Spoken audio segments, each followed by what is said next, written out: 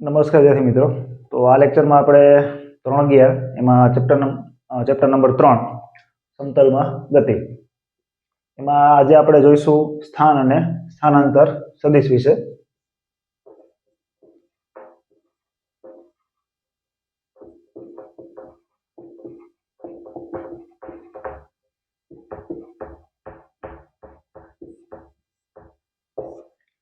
તો આ ટોપિક સમજતા પહેલા આપણે સંદર્ભ બિંદુ આ એક કોન્સેપ્ટ ને સમજી લઈએ. બરોબર, સંદર્ભ બિંદુ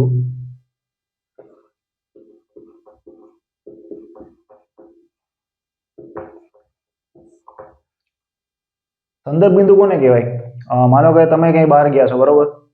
હવે તમારા ઘરેથી ફોન આવે તમારા મમ્મી કે પપ્પાનો કે તમે ક્યાં છો, તો તમે શું જવાબ આપશો? હું બહાર છું. એટલે તમે એટલો જવાબ તમે આપશો તો તમારા પપ્પાને ખ્યાલ નહીં આવે કે તમે એક્ઝેક્ટ તમે ક્યાં છો. અહીંયા તમે જે શબ્દ હમણાં હું બોલ્યો એક્ઝેક્ટ એટલે કે ચોક્કસ સ્થાનની માહિતી તમને મળશે નહીં. એટલે પપ્પાને એટલી ખબર નહીં પડે કે તમે ખરેખર તમે ક્યાં છો. એટલે તમને એ ફરી વાર પૂછશે કે તું બહાર તો છે પણ તું છે ક્યાં ખરેખર. ઓકે, તો તમે ફરી વખત જવાબ આપશો કે હું છગનભાઈની દુકાનની બાજુમાં છું. તો છગનભાઈની દુકાનનું જેવું નામ સાંભળશે ત્યારે એને ખ્યાલ આવી જશે તમારા પપ્પા કે મમ્મીને કે ભાઈ છગનભાઈની દુકાન એ લોકોએ જોઈ હશે, એટલે એને ખબર છે કે અહીંયાની બાજુમાં ક્યાંક હશે. તો જે છગનભાઈની દુકાન છે એ આપણા આ કિસ્સામાં સંદર્ભ બિંદુ કહેવાય. બરોબર, એટલે કે રેફરન્સ પોઈન્ટ, કે તમે કોકનો આધાર લીધો કે ભાઈ અહીંયાથી એટલું છે તો તમને એના ઉપરથી તમને સ્થાનની તમને ખબર પડી ગઈ કે એટલામાં ક્યાંક હશે. તો આ કિસ્સામાં જે છગનભાઈની દુકાન છે એ સંદર્ભ બિંદુ આપણા માટે કહેવાય. ચાલો હવે આપણે આવી જે ગતિ છે એને આલેખ દ્વારા સમજીએ. ધારો કે કોઈ પદાર્થ છે એનો આ રીતે આપણને ગતિનો આલેખ મળે છે. આ રીતે આ આપણને ખ્યાલ છે એક્સ અક્ષ અને વાય અક્ષ. હવે એના બે સ્થાન છે ટી અને ટી ડેશ સમયે. તો ટી સમયે એનું સ્થાન પી બિંદુ ઉપર છે અને એ પદાર્થનું ટી ડેશ એટલે કે સમય છે એ બદલશે ને, તો ટી ડેશ સમય એનું સ્થાન પી ડેશ ઉપર છે. આ બંને બિંદુ છે. હવે આપણને ખ્યાલ છે કે એક્સ અક્ષ અને વાય અક્ષ આ લેખમાં જ્યાં બંને ભેગા થાય એને કહેવાય ઉગમ બિંદુ. તો અત્યારે જે હમણાં મેં સમજાવ્યું આ જે સંદર્ભ બિંદુનો ખ્યાલ છે એ આપણા આલેખની જે આ વાત છે એના માટે એમાં સંદર્ભ બિંદુ કોણ હશે? ઉગમ બિંદુ, જ્યાં બંને અક્ષ ભેગા થાય. બરોબર, અને એના તમને યામ પણ ખબર હશે 0 0 હોય. તો હવે આપણે સદિશ ભણી ગયા. ચલો માનો કે હું ઓ બિંદુમાંથી એક સદિશ દોરું. તો આપણને ખ્યાલ છે સદિશ કઈ રીતે દોરાય, તો કે આ રીતે. બરોબર, આ જે છે એને એનું શીર્ષ કહેવાય એટલે કે હેડ કહેવાય અને આ પૂછ. તો અહીંથી આપણે આ પ્રમાણે દોરી શકીએ. તો આ શું થયું? તો એક મેં રેખા દોરી, ઓ માંથી એક રેખા દોરી ને ઓપી.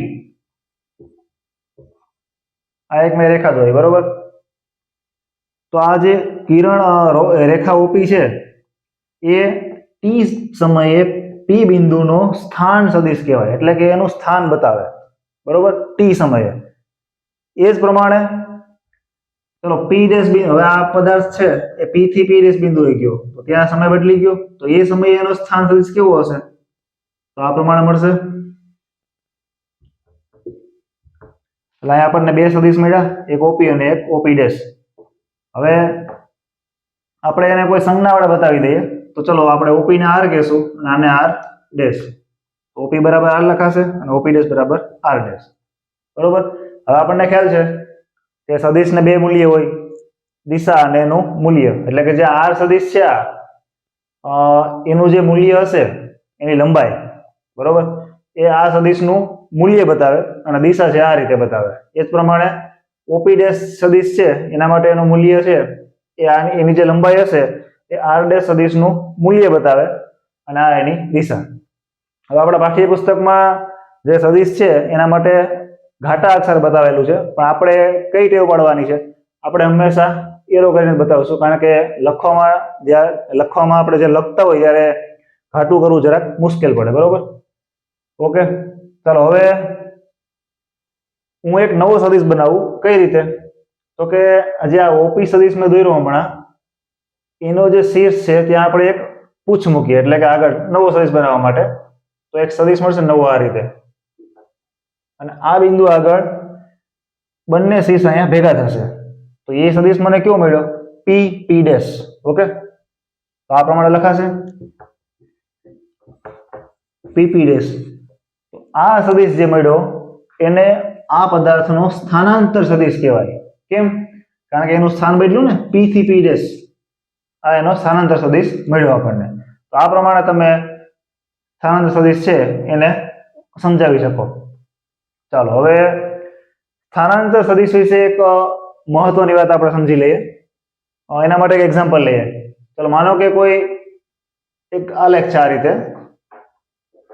એક ગ્રાફ છે, એમાં કોઈ પદાર્થની ગતિ આપણને આ રીતે મળે છે.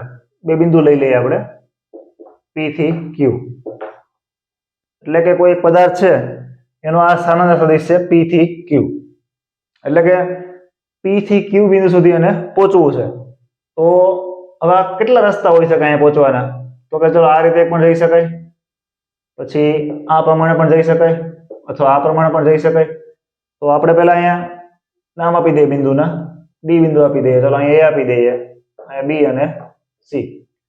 તો આપણને 3 રસ્તા મળ્યા. આમ તો 4 રસ્તા, એક તો આ સીધો રસ્તો છે, ત્યારબાદ આ, તો એ રસ્તાનું નામ આપણે લખી નાખીએ પી ડી ક્યુ, એટલે કે પી ડી ક્યુ રસ્તો, પી ડી ક્યુ માર્ગ, બરોબર. પછી આ રસ્તો છે પી એ ક્યુ, પી એ ક્યુ, અને એક PB C Q, PB C Q. આ 3 રસ્તા આપણને મળ્યા.